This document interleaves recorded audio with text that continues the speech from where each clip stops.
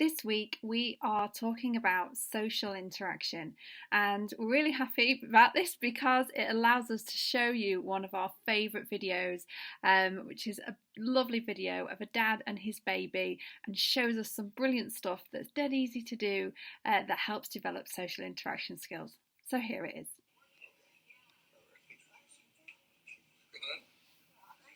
Oh, not this one. This is the grand finale of it.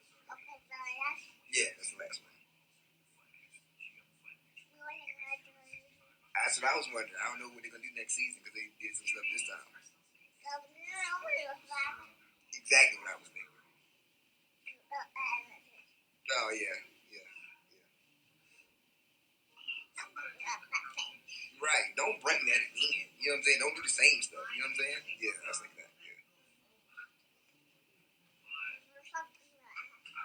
Yeah. Like go somewhere else with that, but don't bring it here. You know what I'm saying? Yeah.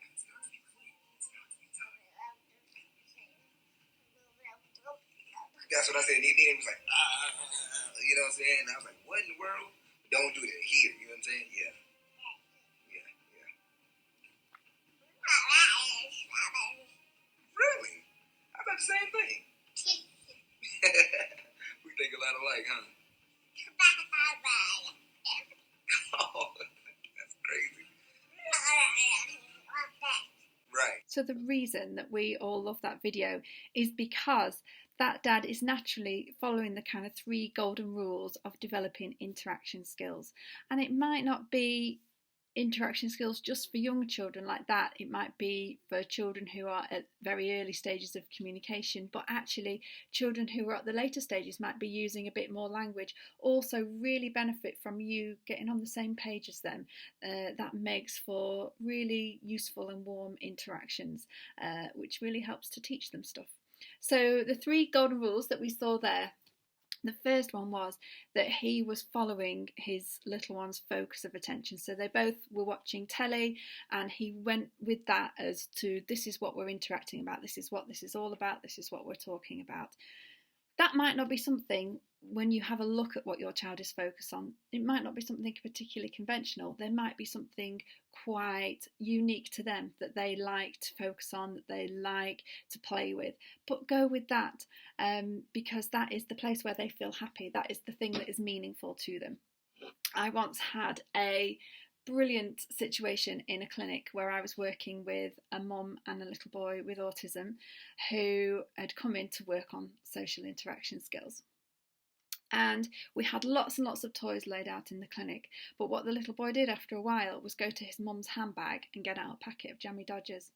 And I actually gave her a round of applause for this at the end, because instead of saying, no, no, put those away, we've got to play with these toys, she went with the Jammy Dodgers as the theme for what they were playing with, because he was saying to her, without speaking out loud, he was saying to her with his behaviour, Mum, I'm really interested in these Jammy Dodgers. I really want to explore them. So she listened to that. She went along with that, and they lined them up and they made towers, and she talked about them and they played with them, and he ate one.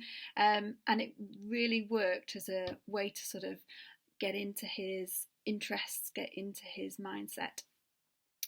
So do feel free to kind of go with what they're thinking about, and also really think carefully about what is it about that thing. So your child might be playing with a train, but if they're not playing it with it by pushing it along, then they might be more interested in the spinning of the wheel. So that's what they're trying to say to you, is I'm not necessarily interested in pushing this along. So if you go and push one along, that might not get their interest. What they're trying to particularly tell you is it's something particular about the way that those wheels spin. So really take a moment, sit back and think, what are they thinking? What would they say to me if they could? The second thing that he does beautifully in that video is that he doesn't bombard his child. So he does lots and lots of pausing, lots and lots of sitting back and just kind of waiting for the next thing to happen. And I always say that doing nothing is as important as doing something. Your child will need time to process what you just said or what you just did, time to think of their response or think of what they'd like to do next. And actually that real slow pace to the interaction really helps that to happen. the last thing that he does beautifully in that video is he finds ways to join in. So there's a bit of copying there. He's copying the child's gestures. He does a bit of copying of the babbling at one point. And he just finds ways to comment and to interpret what the child might mean. So just exploring lots and lots of different ways, because some children don't like being copied, but there will probably be a way that you can join in with what they're doing. If they like, for example, jumping up and down, they might not like it if you jump up and down, but they might like it if you help them jump up and down so they can jump a bit higher.